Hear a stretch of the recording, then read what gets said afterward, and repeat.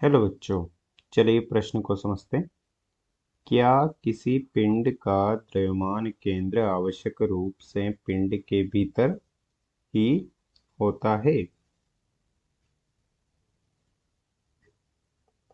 मुख्य अवधारणा में हम देख सकते हैं कि द्रव्यमान केंद्र किसी निकाय या वस्तु का वह बिंदु जहाँ निकाय का संपूर्ण द्रव्यमान केंद्रित माना जाता है, द्रव्यमान केंद्र कहलाता है तथा निकाय पर लग रहे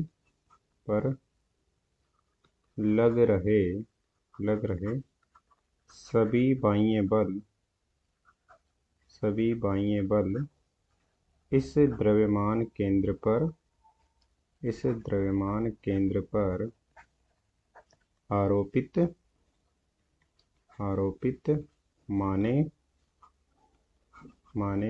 जा सकते हैं। इसे हम इस प्रकार से समझ सकते हैं कि माना कोई वस्तु है, गोलाकार द्रव्यमान की चकती है, तो यह विभिन्न कणों से मिलकर बनी है। तो इसमें एक केंद्र बिंदु ऐसा होता है जिस पर इस संपूर्ण चकती के द्रव्यमान को केंद्रित माना जा सकता है। तो यह केंद्र द्रव्यमान केंद्र कहलाता है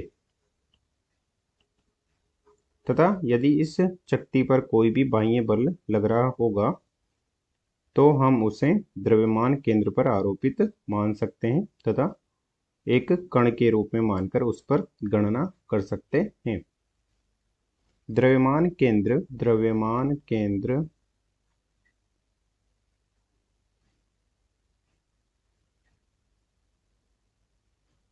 केंद्र की स्थिति वस्तु की आकृति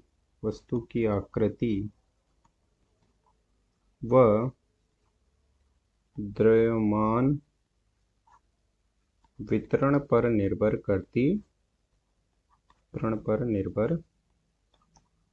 करती है। इसका मतलब है कि यदि ये जो हमने गोल वृत्ताकार चकती ली है, इसमें यदि द्रव्यमान का वितरण सभी स्थानों पर समान है तो इसका केंद्र बिंदु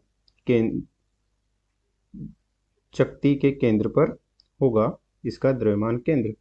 यदि द्रव्यमान वितरण परिवर्तित हो जाए तो इसका द्रव्यमान केंद्र भी परिवर्तित हो जाएगा। इसे हम इस प्रकार से देख सकते हैं कि उदाहरण लेकर कि एक वृत्ताकार चकती जिसका द्रव्यमान केंद्र उस चकती के केंद्र पर है, जो कि समान रूप से वितरित द्रव्यमान से निर्मित है। वृत्ताकार चकती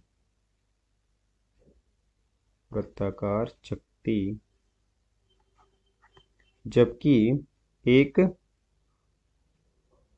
उसी द्रव्यमान की एक वर्गाकार रिंग या वलय को लेते हैं जिसके केवल वलय पर द्रव्यमान का वितरण है तथा बीच में वह खोखली है, तो उसका द्रव्यमान केंद्र भी उसके केंद्र बिंदु पर होगा, केंद्र पर द्रव्यमान केंद्र होगा, जो कि एक काल्पनिक बिंदु है। वहां पर कोई द्रव्यमान केंद्र नहीं है, वलय है। तो इस प्रकार हम देख सकते हैं कि पिंड का द्रव्यमान आवश्यक रूप से पिंड के भीतर होना आवश्यक नहीं है, वह बाहर भी हो सकता है।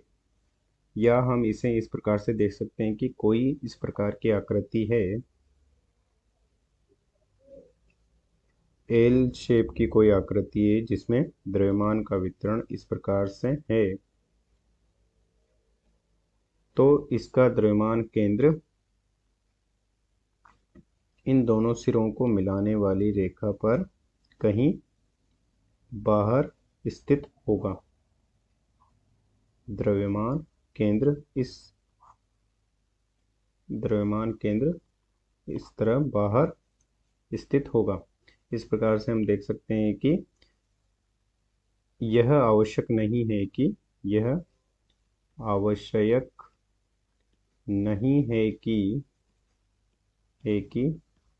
पिंड का द्रव्यमान केंद्र पिंड के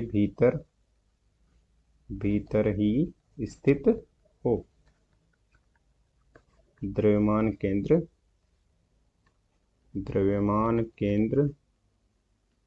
पिंड के बाहर भी स्थित हो सकता है। अतः दिए गए प्रश्न को हमने हल कर दिया है। आशा करते हैं आपको समझ में आया होगा। धन्यवाद।